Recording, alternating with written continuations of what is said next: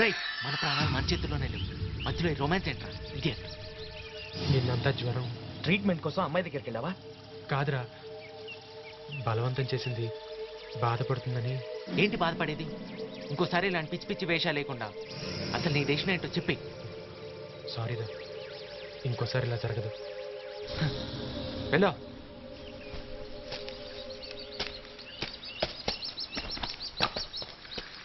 కమాన్ Vivek, sudden గా ఎక్కడికి వెళ్ళిపోయావు? మగాళ్ళ మ్యాటర్లే, నువ్వు పద. ఇదేంటో తెలుసా? Time piece. నో, ఇది ఒక secret camera. See this hole. ఇక్కడే ఆ కెమెరా లెన్స్ అమర్చుంది. అరగంట సేపు సౌండ్ని విజువల్ని రికార్డ్ చేసే కెపాసిటీ ఉన్న డిజిటల్ కెమెరా ఇది. గుడ్. అయితే ఇక సీట్స్ డెవలప్మెంట్ ఆఫీస్కేగా.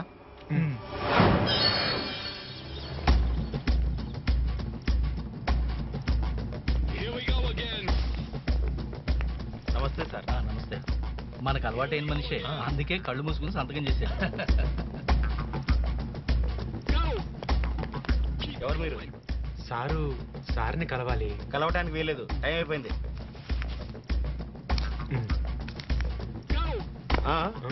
ఒక్కళ్ళే వెళ్ళాలి. సార్కి సిగ్గు ఎక్కువ, ఎక్కువ మంది ఉంటే మాట్లాడలేదు. నువ్వు ఇక్కడే వెయిట్ చేయి. సరే. ఇది ఉంచు.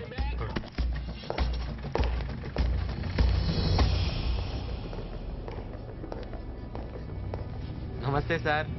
నమస్తే. నమస్తే. ఇదేంటి? మా ఫ్యాక్టరీ తరపున చిన్న గిఫ్ట్. ఇలాంటి గిఫ్టులు పెట్టడానికి ఒక ఫ్లాటే కొనాల్సి వచ్చింది. విషయానికి రండి. చెప్పా కదా సార్, మా ఏరియాలో చిన్న ఫ్యాక్టరీ పెట్టాం. మీరు ఒకసారి గోడౌన్కి వచ్చి సీట్స్ చెక్ చేసి సర్టిఫై చేస్తే. గోడితో పోయేదానికి గోడౌన్ దాకా వెళ్ళాలా? పోనీ వీటిని చూసి. జెన్యూనేనా? అది మీరు డిసైడ్ చేయాలి. జెన్యూన్ అయితే 5, కాకపోతే 10. పదా? ఇది నా రేటు కాదు. ఇంత ముందు ఈ సీట్లో కూర్చున్న ఆఫీసర్ ఫిక్స్ చేసింది. నేనేం పెంచలా. సరే సార్, ఇదిగోండి. ఇంకా ఆలస్యం ఎందుకు? సరికంతా మార్కెట్లకు తోసేయి. ఎంత తాగాలనుకుంటే అంత తాగండి. బిల్లు నేను పే చేస్తాను. అవును, వారానికి ఒకసారి వరంగల్ నుండి హైదరాబాద్కి ఎందుకు వెళ్తారు సార్? ఈ business people cultural programmes arrange చేస్తారు. అమ్మాయిలు, ఆల్కహాలు. ఓ అవును సార్, నిన్నెవడో రైతు ఆత్మహత్య చేసుకున్నాడంట. నిజమా? ఓన్లే గవర్నమెంట్ వాళ్ళకి నష్టపరిహారం ఇస్తుంది. చూసారా, పరోక్షంగా వాడి కుటుంబానికి నేను 1,50,000 రూపాయలు ఇప్పించాను. ఎంత బ్రాడ్ మైండ్ సార్ మీది.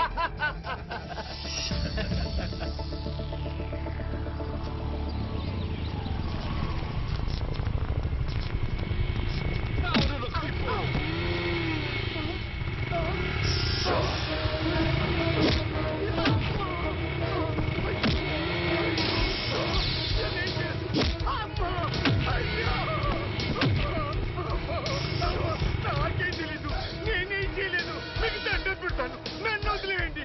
నాకేం తెలీదు, మీకు దండం పెడతాను.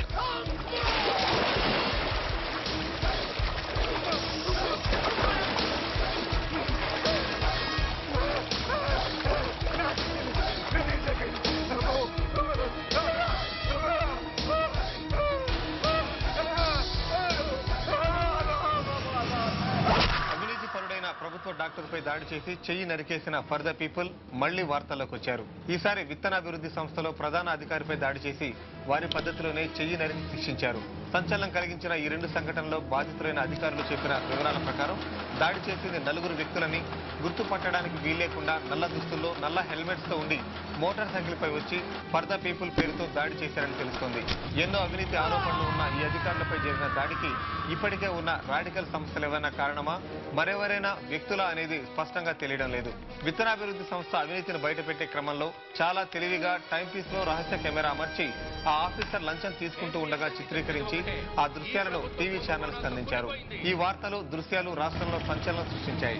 ఇందుకు కారకులు ఎవరైనా వారి చర్యలను ప్రజలు మెచ్చుకుంటున్నారు. అంతేకాకుండా అవినీతిని ప్రతిఘటించాలనే బలమైన ఆలోచన ప్రజల్లో పెరుగుతోంది. వినూత్నంగా ఫర్ ద పీపుల్ నడుపుతున్న furthepeople.com అనే వెబ్సైట్ ను ప్రజలకు తమ కష్టాలు చెప్పుకునేందుకు, అవినీతి పరుల బండారాన్ని బయట పెట్టేందుకు చక్కటి అవకాశాన్ని ఇచ్చింది.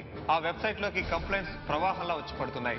బ్రౌజింగ్ సెంటర్స్ అన్నిటిలోనూ ఈ కంప్లైంట్స్ ఇచ్చే ప్రజల హడావుడి అనూహ్యంగా పెరుగుతోంది. ఈ నేపథ్యాన్ని ఆసరాగా తీసుకుని లా అండ్ ఆర్డర్ కాపాడంలో విఫలమైందన్న అంశంపై ప్రతిపక్ష నాయకుడు ప్రభుత్వంపై విమర్శలు గుప్పించారు. ముఖ్యమంత్రి రాజీనామా చేయాలని డిమాండ్ చేశారు. ఇదంతా ప్రతిపక్షాల కుట్ర అని, మా ప్రభుత్వాన్ని పడగొట్టడానికి ప్రత్యర్థుల ఎత్తుగడ అని ప్రకటిస్తూ తాను రాజీనామా చేసే ప్రసక్తే లేదని సీఎం అంటున్నారు. ఏది ఏమైనా అవినీతిని సహించలేని ప్రజలకి ఆశా కిరణంలా వచ్చిన furthepeople.com అవినీతి పరులైన ఉద్యోగులకి, రాజకీయ నాయకులకి ఓ సింహ స్వప్నంగా మారుతుందన్న మాట మాత్రం వాస్తవం.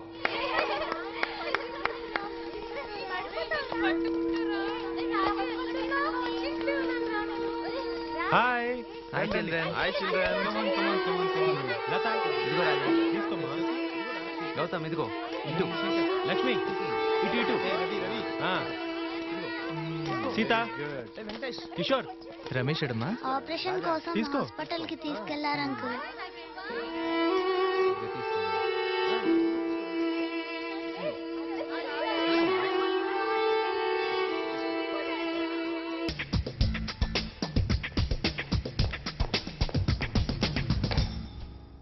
Welcome, young man. Officers, he is Mr. Sarath Chandra, ACP on special duty. Meet Mr. Rajsekhar, forensic expert. Hello sir. Hello. Ishwar, ACP. Ravi, ACP. Hello. Arvind Reddy, Inspector. Sir. వీళ్ళే మీ team. Mister Sharath Chandra, ఈ ఇష్యూని ఏదో common కేసుగా department కానీ government కానీ అనుకోవట్లేదు. మీలాంటి టఫ్ అండ్ సిన్సియర్ ఆఫీసర్ని స్పెషల్ డ్యూటీలో అపాయింట్ చేశామంటే ఈ కేసు ఎంత సీరియస్సో మీకు అర్థమయ్యే ఉంటుంది. Yes sir. దాడికి గురైన డాక్టర్ గవర్నమెంట్ డాక్టర్స్ అసోసియేషన్కి స్టేట్ వైడ్ ప్రెసిడెంట్. మన రాష్ట్రంలో ఇంకా ఇలాంటి సంఘటనలు జరిగే అవకాశం ఉందని ఇంటెలిజెన్స్ వింగ్ నుండి సమాచారం అందింది. అందువల్లే మన మీద ఈ ప్రెషర్ ఎక్కువైంది. ఇంతవరకు ఈ కేసులో జరిగిన ఇన్వెస్టిగేషన్ రిపోర్ట్స్ అన్ని ఇదిగో ఈ ఫైల్లో ఉన్నాయి. అయినా కేసు ఒక్కడుగు ముందు కదలలేదు. అందుకే ఎంతో నమ్మకంతో ఈ కేసు ఫైలు మీకు అప్పగిస్తున్నాను. Go ahead with your calling. Thank you sir. All the best. Any more clarifications? ఎలాంటి పొలిటికల్ ప్రెషర్స్ రానివ్వకండి సార్, ప్లీజ్. ఓకే ఓకే, అదంతా నాకు వదిలే. నువ్వు అనుకున్నది చేయి. సార్.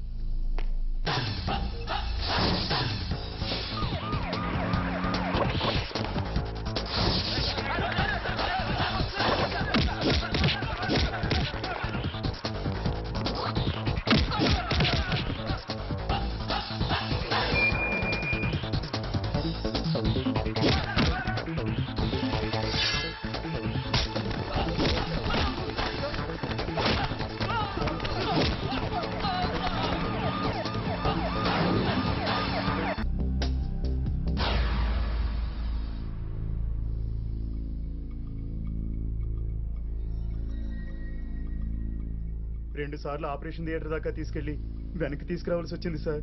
డబ్బు మొత్తం తీసుకురామని డాక్టర్ ఎన్నిసార్లు చెప్పారు? ఆయన మీరు చూసుకోండి, మధ్యలో నా ప్రాణాలు చేస్తారు. ఇక్కడ పేమెంట్సే గానీ సెంటిమెంట్స్ పనికిరావు. ఏ పేషెంట్ తెచ్చి ముందు నిలబడితే చెల్లించిపోతాను అనుకున్నావా? నాకు బతకాలని లేదు డాక్టర్ గారు, కానీ నాకు వీటికంటే పెద్దవాళ్ళు ఇద్దరు ఆడపిల్లలు ఉన్నారు. వాళ్లకు దారి చూపించాలంటే ఇంకో 2 ఏళ్ళైనా కష్టపడాలి. దయచేసి ఈ డబ్బు తీసుకుని ఆపరేషన్ చెయ్యండి. నా ప్రాణాలు నిలబెట్టండి డాక్టర్ గారు. అదెంత? సగం డబ్బే దొరికింది సార్. ఏ వెటకారంగా ఉందా? ఇది బ్రెయిన్ ఆపరేషన్ అయ్యా, బ్రెయిన్ ఆపరేషన్. రూపాయికి పావులకి ఎవడు చేయడు. ప్లీజ్ దయచేసి. గవర్నమెంట్ కి నా మీద లేదయ్యా, నాకు మీ మీద ఎందుకయ్యా? ఈ గవర్నమెంట్ హాస్పిటల్ నుంచి నాకు వచ్చే జీతం నా కారు డ్రైవర్ జీతానికి కూడా సరిపోదు. మేం కూడా బతకాలిగా. చూడు, పూర్తి మొత్తం తీసుకొచ్చావా సరే, లేదా జనరల్ వార్డులోనే ఈ ముసలాడు ప్రాణం కాస్త పోతుంది. అయ్యా ఈ డబ్బుతో సర్దుకొని పో అవతలకి.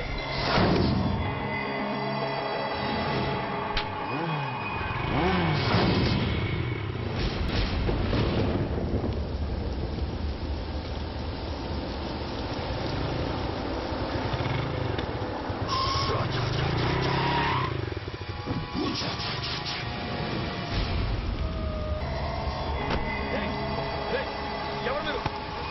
ఏంటి ఇదంతా? వదలండి, మీకే చెప్పండి, వదలంటాను. ఏం చేస్తున్నారు? నన్ను చేయొద్దు.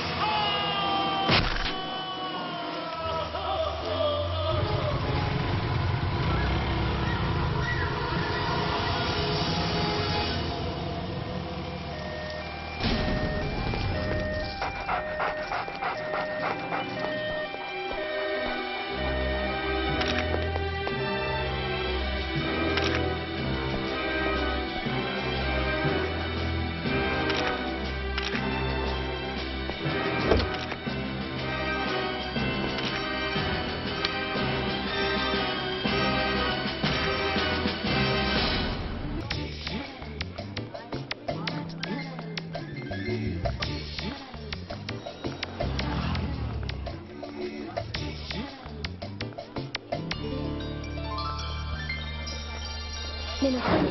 Bye bye.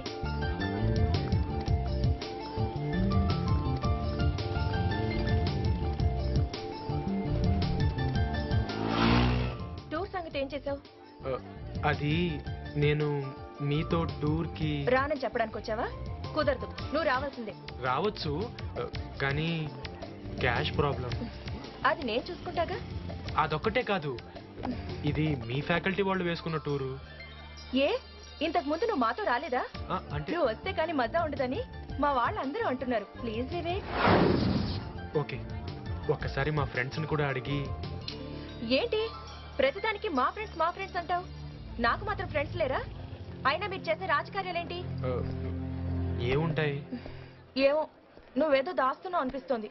సరే, మీ గొడవలు నాకు అనవసరం. టూర్ విషయంలో మాత్రం వాళ్ళనేం అడగక్కర్లేదు. నువ్వు నాతో వస్తున్నావు అంతే. ఎన్నిసార్లు చెప్పాలరా? నువ్వు సీరియస్ గా తీసుకుంటే తీసుకో, లేదా ఇప్పుడే ఇక్కడ అన్ని వదిలేసి వెళ్ళిపో. ఎందుకు అంత కోపం? నేను సీరియస్ గానే తీసుకుంటున్నా, కానీ ఒక్కసారి తనతో టూర్కి రమ్మంది. ఏంటది? మళ్ళీ చెప్పు. అది కాదురా, ఏ విషయమైనా ఆడపిల్లలతో సాఫ్ట్ గా చెప్పాలి. చెప్పడానికి ఛాన్స్ దొరకాలి. చూడు, మనలో ఒక్కడు తప్పు చేసిన అందరం బలైపోతాం. మనకు పర్సనల్ అంటూ ఏది ఉండకూడదు అనుకున్నాం, కానీ నువ్వు ఇంకా ice creams, cool drinks, romance అంటూ తిరుగుతున్నావు. సరేరా, ఇక నుంచి నేను కంట్రోల్లోనే ఉంటాను. అంటే రేపు నువ్వు టూర్కి వెళ్ళటం లేదు? ఓకే. వాడి పేరు ప్రభాకర్ రెడ్డి. చీరాల పక్కన ఉన్న ఒక విలేజ్ వాడిది.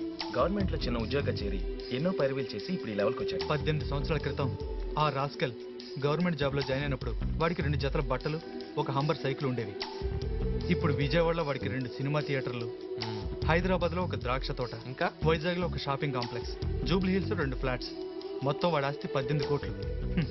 కానీ వాడి పేరు మీద ఒక స్కూటర్ కూడా లేదంట. What kind of corruption? కల్తీ విత్తనాల్ని క్వాలిటీ విత్తనాలుగా సర్టిఫై చేసి సీడ్స్ వ్యాపారుల దగ్గర లక్షలు వసూలు చేశాడ్రా. వాడు ఇప్పుడు ఎక్కడున్నాడు? వరంగల్లో. ఆ డీటెయిల్స్ అన్ని ఒకసారి చెక్ చేసుకో. వివేకేడ్రా? జ్వరం వచ్చిందంట. అది రొమాంటిక్ జ్వరం ఉంటుంది. వాడికి ఈసారి మన ప్రాణాలు మన చేతుల్లోనే లేవు, మధ్యలో రొమాన్స్ ఏంట్రా? ఇడియట్. నిన్నంతా జ్వరం. ట్రీట్మెంట్ కోసం అమ్మాయి దగ్గరికి వెళ్ళావా?